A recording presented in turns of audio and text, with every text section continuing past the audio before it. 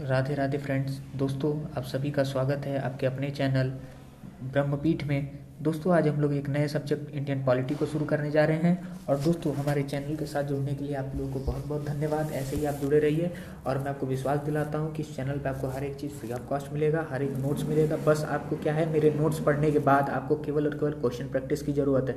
तो चलिए दोस्तों, बिना टाइम नष्ट किए हुए आज हम लोग इंडियन पॉलिटी का पहला चैप्टर जो कि राष्ट्रपति से शुरू करते हैं। दोस्तों, आप लोग को लग रहा होगा कि मैं सीक्वेंस से नहीं चल रहा, लेकिन दोस्तों थोड़ा मेरा पढ़ाने का तरीका अलग है। निश्चित रहिए, आपके सारे टॉपिक्स कवर होंगे। चलिए दोस्तों, बिना समय को नष्ट किए हुए क्लास को शुरू करते हैं। चलिए, हमें पढ़ना है संघ की कार्यपालिका शक्ति। चलिए, इसमें पहला पॉइंट है कि संघ की जो कार्यपालिका शक्ति है वो केंद्र के अंतर्गत आती है और राष्ट्रपति के पास होती है। ठीक है। दूसरा पॉइंट ये है कि भारतीय संविधान के भाग 5 के अनुच्छेद 52 से 78 तक में संघ की कार्यपालिका का वर्णन है। कहा अनुच्छेद 52 से 78 में कौन से भाग में? भाग 5 में। ठीक है। तो अब बात यह आता है कि भाई संघ की कार्यपालिका में सम्मिलित कौन कौन होते हैं। दोस्तों, पहले संघ को मैं आपको क्लियर कर दूं। संघ का मतलब होता है सेंट्रल गवर्नमेंट। क्या? Central government. ठीक है, और कुछ नहीं होता, इसलिए कंफ्यूज होने की कोई जरूरत नहीं। तो संघ की कार्यपालिका में देखते हैं कौन कौन शामिल होता है। राष्ट्रपति होते हैं, उपराष्ट्रपति, मंत्रिपरिषद, महान्यायवादी और कैग। तो राष्ट्रपति का उल्लेख अनुच्छेद 52 में मिलता है, उपराष्ट्रपति का अनुच्छेद 63 में उल्लेख मिलता है, मंत्रिपरिषद का 74 में मिलता है और महान्यायवादी का मिलता है अनुच्छेद 76 में और कैग का मिलता है अनुच्छेद 148 में। कैग का फुल फॉर्म होता है comptroller and auditor general of India. ठीक है। तो अब चलिए, इसमें पांचों में सबसे पहले हमें देखना है राष्ट्रपति के विषय में। तो चलिए देखिए, अनुच्छेद जो 52 होता है ये बताता है कि एक भारत का राष्ट्रपति होगा। ठीक है। और अनुच्छेद 53 बताता है कि संघ की कार्यपालिका शक्ति जो होती है राष्ट्रपति में क्या होती है? निहित होती है। तथा ये भी बताता है कि वो तीनों सेनाओं का क्या होता है? सर्वोच्च सेनापति होता है। और ये बात कहाँ से ली गई है? ये अमेरिका के संविधान से लिया गया है कि राष्ट्रपति तीनों सेनाओं का क्या होगा? सर्वोच्च सेनापति होगा। ठीक है। तो अब चलिए देखते हैं भाई राष्ट्रपति की योग्यता के विषय में। ठीक है। तो राष्ट्रपति भाई देश का प्रथम नागरिक होता है, तो इसकी विशेष योग्यताएं भी होती हैं। ठीक है। तो उनको देखते हैं, जिसका उल्लेख अनुच्छेद 58 में किया गया है। तो ये बताता है कि भारत का नागरिक हो पहली बार, दूसरा कि वो 35 वर्ष की आयु पूरी कर चुका हो, तीसरी बात कि लोकसभा का सदस्य बनने के योग्य हो और चौथा वो किसी लाभ के पद पे ना हो। अभी मैं बताऊंगा कि लाभ का पद से यहाँ तात्पर्य क्या है। और पांचवी बात यह है कि वो कम से कम उसके पास 50 प्रस्ताव और 50 अनुमोदक होने अनिवार्य है, जिसका उल्लेख किया गया अनुच्छेद 59 में। पहले चलिए देखते हैं लाभ के पद को क्या होता है। संविधान के अनुच्छेद 102 के अंतर्गत संसद सदस्यों की योग्यताओं को निर्धारित करने के लिए लाभ के पद का प्रयोग किया गया है। केवल कब? संसद सदस्यों की योग्यताओं को निर्धारित करने के लिए, परंतु संविधान में इसे परिभाषित नहीं किया गया है। किसे? लाभ के पद को संविधान में कहीं परिभाषित नहीं किया गया है। इस विषय में उच्चतम न्यायालय व्याख्या करता है कि अगर कोई भी व्यक्ति जो सरकार के अधीन किसी कर्तव्य का निर्वहन करता है और बदले में उसे वेतन, फीस, कमीशन या अन्य सुविधा प्राप्त होती है तो व्यक्ति लाभ के पद पर माना जाएगा और इसका पद क्या होगा? लाभ का पद माना जाता है। ठीक है। परंतु देखिए, संसद है इस पे विधि बनाकर, किस पे? लाभ के पद पर विधि बनाकर ऐसे किसी भी पद को लाभ के पद के दायरे से क्या कर सकती है? बाहर कर सकती है। कौन? संसद कर सकती है। अब आते देखते भाई कि ठीक है, योग्यता तो पता चल गया। अब निर्वाचन देख लेते। राष्ट्रपति का जो निर्वाचन होता है इसका उल्लेख अनुच्छेद 54 में दिया गया। इसमें बताया गया कि संसद के दोनों सदनों के निर्वाचित सदस्यों द्वारा ही निर्वाचन होता है। किसका? राष्ट्रपति का निर्वाचन होता है, लेकिन इसमें मनोनीत सदस्य शामिल नहीं होते। क्यों? क्योंकि भाई जो मनोनीत सदस्य होते हैं उनका मनोनयन कौन करता है? राष्ट्रपति। अगर ये शामिल हो जाएंगे तो भाई पक्षपात हो जाएगा, वो तो केवल उसी को चुनेंगे ना जो राष्ट्रपति ने इन्हें मनोनीत किया, इसलिए शामिल नहीं होते हैं। ठीक है। अगला पॉइंट है कि राज्य के विधानसभा के निर्वाचित सदस्यों द्वारा भी निर्वाचन होता है राष्ट्रपति का, जिसमें दिल्ली और पांडिचेरी शामिल है। क्यों? क्योंकि यह दो ऐसे केंद्र शासित प्रदेश है जहां पे विधानसभा मौजूद है। और इन्हें कब शामिल किया गया था कि भाई तुम भी निर्वाचन में भाग लोगे राष्ट्रपति के? कब? तो इन दोनों को शामिल किया गया था 70वें संविधान संशोधन 1992 के तहत। और एक बात ध्यान देने वाली है कि पांडिचेरी का जो वर्तमान नाम है वो क्या है? पुदुचेरी है। ठीक है। अब आगे एक नोट देखते हैं। नोट है कि आगामी राष्ट्रपति चुनाव में क्या होगा? जम्मू कश्मीर भी शामिल होगा। क्यों? क्योंकि भाई यहाँ से धारा 370 हट चुकी है, एक केंद्र शासित प्रदेश बन चुका है। और तीसरी बात है कि यहाँ विधानसभा मौजूद है, इसी कारण ये भी शामिल होगा। और तीसरी बात यह है, अनुपातिक प्रतिनिधित्व की एकल संक्रमणीय मत द्वारा अप्रत्यक्ष विधि से ही राष्ट्रपति का क्या होता है? निर्वाचन होता है। बहुत इंपॉर्टेंट है। कौन सा? अनुपातिक प्रतिनिधित्व की एकल संक्रमणीय मत प्रणाली। कौन सी प्रणाली से होता है? एकल संक्रमणीय मत प्रणाली से ही अप्रत्यक्ष विधि से निर्वाचन होता है। किसका? राष्ट्रपति का। चलिए इसके विषय में थोड़ी सी बात और जानते हैं। एकल संक्रमणीय मत प्रणाली के विषय में इसके जन्मदाता माने जाते हैं ब्रिटिश के विद्वान हेयर। याद रखने के लिए, सर के बाल को हम लोग इंग्लिश में क्या कहते हैं, हेयर, तो याद रखने के लिए। चलिए आगे की बात है कि एक डेनमार्क के एक मंत्री थे जिनका नाम था एंड्रे। इन्होंने 1965 में इसे लागू किया था। किसे? एकल संक्रमणीय मत प्रणाली को लागू किया गया था, इसीलिए इसे एंड्रे सिस्टम भी कहा जाता है। ठीक है, आइए कुछ महत्वपूर्ण तथ्यों को देखते हैं। राष्ट्रपति द्वारा संसद में कुल 14 लोगों को नियुक्त करता है। ठीक है, राष्ट्रपति, जिसमें से 12 होते हैं राज्यसभा से, 2 होते हैं लोकसभा से, तो कुल कितने हुए? 14।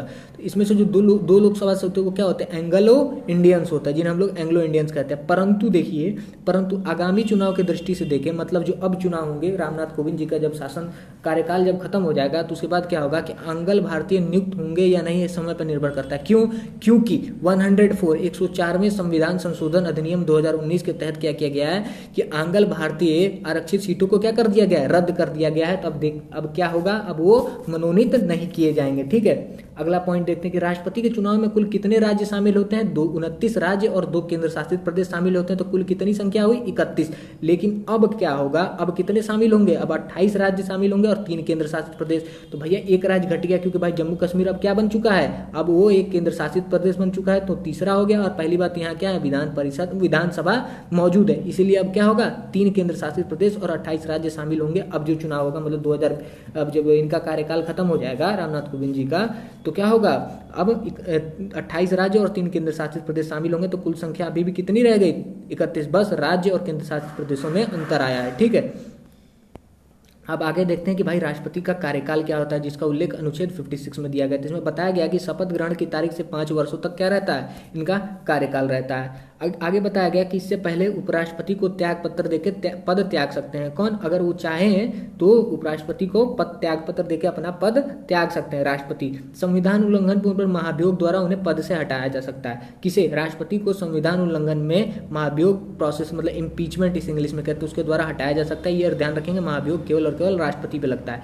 अनुच्छेद 57 के अनुसार पुनः निर्वाचन का वर्णन किसके? राष्ट्रपति के। इसमें क्या बताया गया? इसके अंतर्गत 6 माह के अंदर ही पुनः किसी दूसरे को राष्ट्रपति बनाना होता है। ठीक है, तो ये बात बताएं। अब देखते हैं भाई इनकी कुछ कार्यपालिक शक्तियों के विषय में राष्ट्रपति के। तो राष्ट्रपति की जो कार्यपालिक शक्तियां वो 3 भागों में बटी हैं। पहले विधायी शक्ति, दूसरा प्रशासनिक शक्ति, तीसरा न्यायिक शक्ति। पहले हम लोग बारी बारी से पहले देखते हैं विधायी शक्ति के विषय में। तो इसमें बताया गया कि राष्ट्रपति संसद का अंग होता है। दूसरा बताया गया कि राष्ट्रपति के हस्ताक्षर के बिना कोई भी विधेयक क्या नहीं बन सकता? कानून नहीं बन सकता है। ठीक है, तो इस बात को ध्यान रखेंगे। और राष्ट्रपति क्या कर सकता है? संसद के प्रत्येक सत्र को आहूत या सत्रावसान कर सकता है, मतलब कि समाप्त कर सकता है। ठीक है, तो इसके अंतर्गत विधायी शक्तियों के अंतर्गत राष्ट्रपति के पास कुछ निषेधाधिकार शक्तियां भी होती है, जिन्हें हम लोग कहते हैं वीटो पावर। ये कुल 3 होती हैं। पहला है संपूर्ण या अत्यंतिक निषेधाधिकार, दूसरा निलंबनकारी निषेधाधिकार, तीसरा है जेबी निषेधाधिकार। ठीक है, पहले हम संपूर्ण निषेधाधिकार को देखते हैं। संपूर्ण निषेधाधिकार क्या होता है कि संसद में विधेयक पारित करने हेतु, ठीक है, अगर राष्ट्रपति क्या करे? हस्ताक्षर करने से मना कर देता है तो क्या होता है? विधेयक पूर्णतः समाप्त हो जाता है और वो कभी कानून नहीं बन पाता। इसे ही क्या कहते हैं? संपूर्ण निषेधाधिकार कहा जाता है। ठीक है, अब देखिए कि निलंबनकारी निषेधाधिकार क्या होता है। निलंबनकारी अर्थात संसद में विधेयक पारित करने हेतु क्या हो, अगर राष्ट्रपति हस्ताक्षर करने से पहले क्या कर दे? विधेयक को पुनः विचार के लिए वापस संसद में भेज देता है तथा संसद पुनः क्या कर दे? उसे पारित कर दे। तत्पश्चात राष्ट्रपति क्या होता है? हस्ताक्षर करने के लिए बाध्य हो जाता है। तो उसे क्या कहते हैं? निलंबनकारी निषेधाधिकार कहा जाता है। ठीक है, तो क्या होता है इस प्रक्रिया में? विधेयक क्या होता है? कानून बनने में कुछ समय लग जाता है, इसी कारण इसे क्या कहा जाता है? निलंबनकारी निषेधाधिकार कहा जाता है। ठीक है, अब आखिरी जो है कौन सा है? जेबी निषेधाधिकार। इसमें क्या बताएगा कि अगर संसद में विधेयक पारित करने हेतु क्या करें? विधेयक पारित करने हेतु तो राष्ट्रपति क्या करे? ना ही तो हस्ताक्षर करे, ना ही पुनर्विचार के लिए वापस संसद में भेजे। ठीक है, तथा वो क्या करे? विधेयक को अनिश्चित काल के लिए अपने पास क्या कर ले? सुरक्षित रख लेता है। तो इसे क्या कहते हैं? जेबी निषेधाधिकार कहा जाता है। ठीक है, एक नोटेबल पॉइंट्स कुछ देख लीजिए। 1986 में तत्कालीन राष्ट्रपति थे ज्ञानी जैल सिंह जी।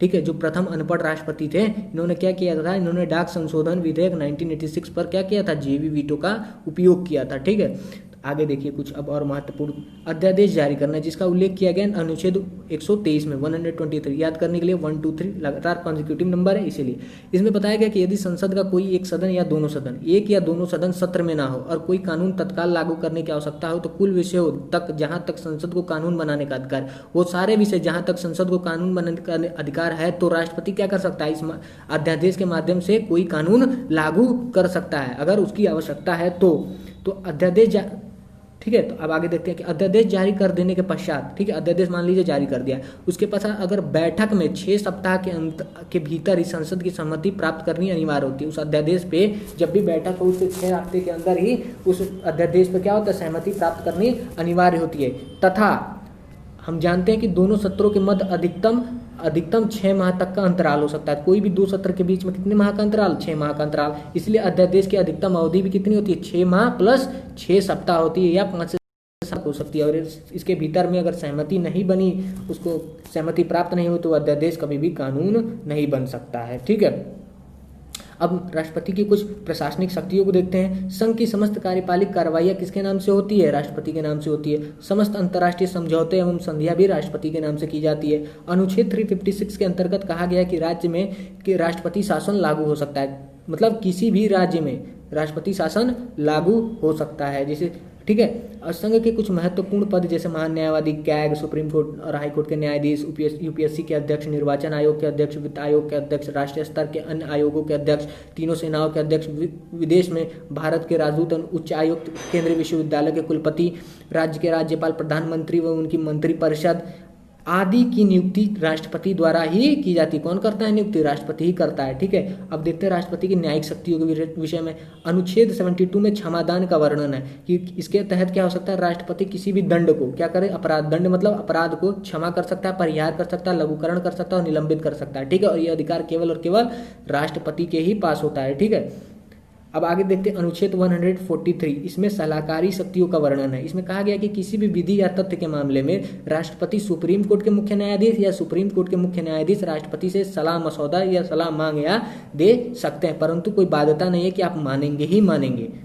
ठीक है। अब देखते हैं भाई राष्ट्रपति पर महाभियोग। ठीक है। तो राष्ट्रपति पर महाभियोग का वर्णन मिलता है अनुच्छेद 61 में। इसमें कहा गया है, इसके कुछ प्रोसेस हैं। ठीक है। ऐसा नहीं कि बस महाभियोग लग गया तो एक बार कह दिए हाँ उल्लंघन का आरोप लगा तो भैया हटा दो, नहीं, ऐसा कुछ नहीं है। इसमें कुछ नियम है। नियम यह है कि संसद के किसी भी सदन में राष्ट्रपति के विरुद्ध कम से कम 1/4 सदस्य क्या करें, उस संसद के 1/4 उस सदन के 1/4 सदस्य संविधान उल्लंघन का आरोप लगाएं। ठीक है। उसके बाद क्या होता है कि 14 दिनों तक कोई कार्रवाई नहीं होती है। फिर क्या होता है कि यदि उस सदन में 2/3 बहुमत से, जिसमें आरोप लगाया गया उस सदन में अगर 2/3 बहुमत से इस प्रस्ताव को पारित कर दिया जाता है तो उसे दूसरे सदन में भेज दिया जाता है। उसके बाद क्या होता है कि दूसरे सदन में राष्ट्रपति को भी भाई सफाई पेश करने का मौका मिलता है। फिर क्या होता है कि अगर दूसरे सदन में भी 2/3 बहुमत से प्रस्ताव को पारित कर दिया जाता है तो महाभियोग पूर्ण माना जाता है और राष्ट्रपति को पद से हटा दिया जाता है या राष्ट्रपति को त्यागपत्र देना पड़ता है। कब जब दूसरे सदन में भी 2/3 बहुमत से उस प्रस्ताव को पारित कर दिया जाता है तो तब महाभियोग पूर्ण रहता है, तब उन्हें हटना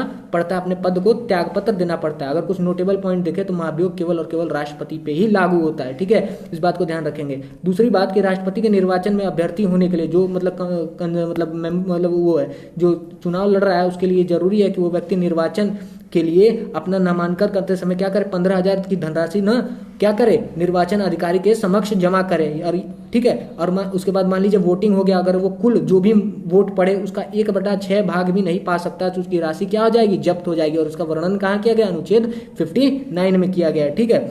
आगे देखते हैं कि अनुच्छेद 60 के अनुसार भारत के राष्ट्रपति को संविधान की रक्षा का शपथ सर्वोच्च न्यायालय का कौन दिलाता है, मुख्य न्यायाधीश दिलाता है। ठीक है। कौन दिलाता है, सर्वोच्च न्यायालय का मुख्य न्यायाधीश उसको शपथ दिलाता है, किसका, संविधान की रक्षा का। ठीक है। और यहाँ पर एक नोटेबल पॉइंट जो है कि अनुच्छेद 59 में ये भी वर्णन है कि उसके पास कम से कम 50 प्रस्तावक और 50 अनुमोदक होने भी अनिवार्य हैं। ठीक है दोस्तों। तो दोस्तों मुझे उम्मीद है कि आपको ये लेक्चर अच्छा लगा होगा। लेक्चर यहीं खत्म हो रहा है, द एंड। ठीक है। अगले लेक्चर में मिलेंगे कि अभी तक कितने राष्ट्रपति बन चुके हैं हमारे भारत के। ठीक है। उनके विषय में हम जानेंगे, उनके कुछ इंपॉर्टेंट पॉइंट्स के बारे में जानेंगे। ठीक है दोस्तों। तो दोस्तों हमारे साथ, हमारे चैनल के साथ इसी तरह बने रहिए और अपना सपोर्ट दिखाते रहिए। Thank you very much.